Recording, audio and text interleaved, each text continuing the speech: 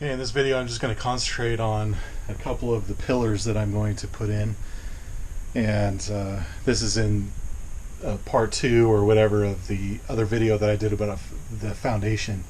I've done a couple videos about this foundation and a thorough look at it and an analysis basically, so if you haven't been caught up with the foundation you could watch those videos.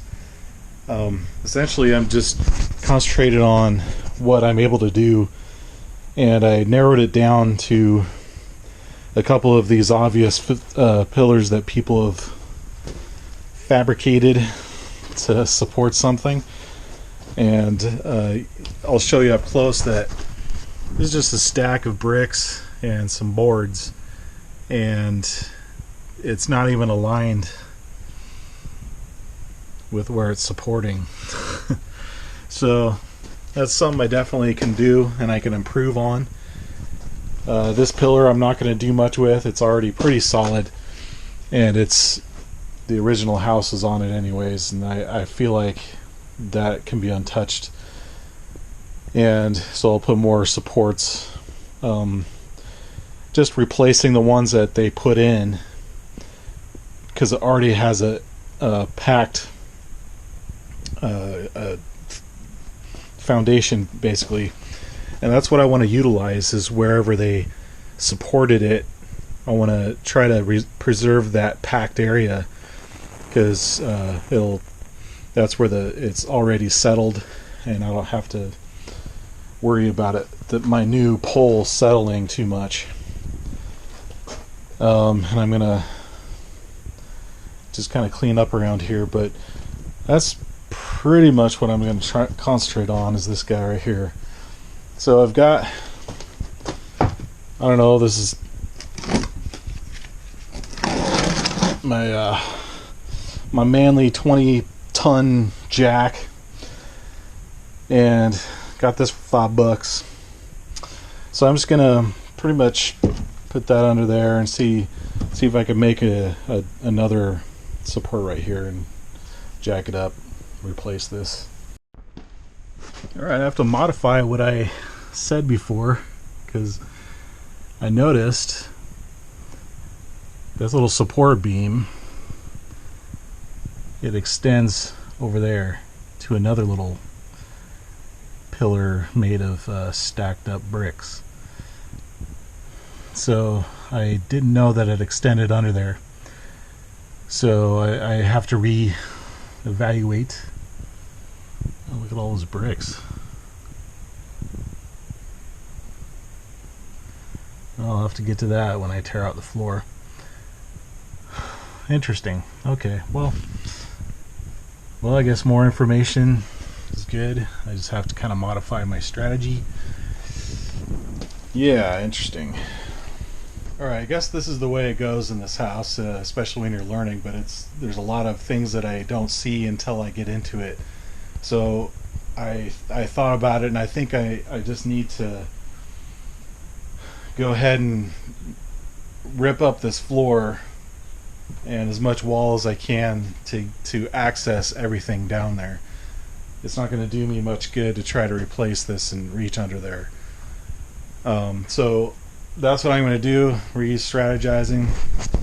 I'm just going to have to kind of bite the bullet, clear this out, get myself some working area, and get my pillars in there. Figure it out.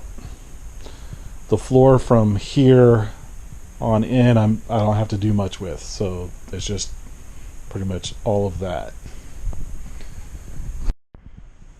Alright, now I have all this cleared up. It's ready for ripping up. Well, before this gets too unrecognizable, I was just going to give a quick shot of where I'm at here. Check out this wall. This is not a weight-bearing wall, but I know it's supporting some stuff here that they put up. So I'm going to just try to keep that there as long as I can. But just look at the amount of space back here. I mean, just amazing. So I'm going to have a kind of an open design for the living space, it doesn't look so overwhelming anymore. Well, it looks like I'm gonna have more driveway material here. This stuff is so messy. Definitely a dirty job. If you ever work with this in the future, you'll I mean, you're definitely gonna have to get a respirator, a mask, and make sure. There's so much dust everywhere, and it's heavy, and it just crumbles. It might fall in your head. I've heard of stories of this stuff falling on people's heads and cutting their head open. I'm just working on this part right here, where I could see the old access to the attic. Thought that was interesting to find. There's another interesting thing is I'm gonna have to put this at the top of the list to start taking down, because I don't know if you could see that wiggling, but that old chimney is just, I guess they took out the fireplace part of it, and then they took off the tall chimney part of it on top of that, so there's just this section, and is held up by these stilts that they put on here. But there's a lot of weight right there, and I need to take that down as soon as I can. I don't want that crashing down on me or onto the floor or anything. This floor is not going to support that much. So one of the biggest things that I run into with this house is motivation is one. It's just a huge project, and also I have to do a lot of research and a lot of talking to people to make sure I'm on the right track with something. And if it's never been done before, then I have to invent my own solution. Basically, most of the research I do is on this foundation and what I can do on my own to get this foundation fixed up. Sometimes I go into a robot machine mode and just shut off my brain and just like go to work as much as I can, and just don't think about the monotonous of it, or how much I don't want to do it. I just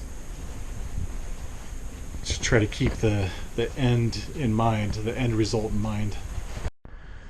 So behind all that lath, just like the rest of the house, there is no insulation. And this is another one of the reasons why I had to keep tearing it down to the bare bones, because I got it to before I took off the plaster, I saw the lath and I'm like, oh, I'll just leave it on there. But then I looked behind there and there was no insulation. So I was like, well, shoot, if I got it that far, I might as well just keep going. This insulation is from when they put a smaller window in here, and they just kind of slap some in there. But it's pretty amazing that at no point did they ever put any insulation in there. So that's what I'm gonna do, and it is more work, but it's actually going to make me feel a lot better knowing that there's going to be insulation in there. It's going to help with keeping this place heated, and then also the flooring will be solid. So alright, I've hit a milestone here. Got all of this plaster off the ceiling and walls, and the lath as well. So I'm thinking I'm done with doing that forever. I don't think I'm going to be taking that stuff down. I'll just be reinforcing the ceiling, but yeah, that's pretty cool to be at this point. It's encouraging to see it opened up. Now we could take a really good look at what's going on with everything. Dirtiest part I hope is over, but that certainly is dirty, dusty, and discouraging. Really is. I mean, after the dust, man, you're just like, I don't want to do another renovation ever. But the dust is like incredibly. Tried to keep the doors closed so they wouldn't get dust in there and open the windows, but that's like the biggest discourager of getting back to this project is all the dust I have to deal with. Well, now that all of that's done, I think I'm going to start thinking about down here. I knew I had to get all that stuff off first, because if I take out this floor, I still have to reach up there and get all that stuff anyway later. So I knew I had to get that stuff down. Now that I see it's only the floor I have left to lift off of here, and then I just have free access to everything I've been imagining. And then I could even access this stuff here, and I just thought about that just now. So this is the third day I'm doing this. It's been a whole week, but I've been doing this is the third day I've been working on it. I think it was the fourth day. So it's not like I'm doing this all the time every day. I probably spend maybe a few hours on something that I just don't want to do, and then I'm like, okay, that's enough. I don't want to wear myself out to a point where I'm like, I don't want to get back to it for a month. So I just do little pieces at a time.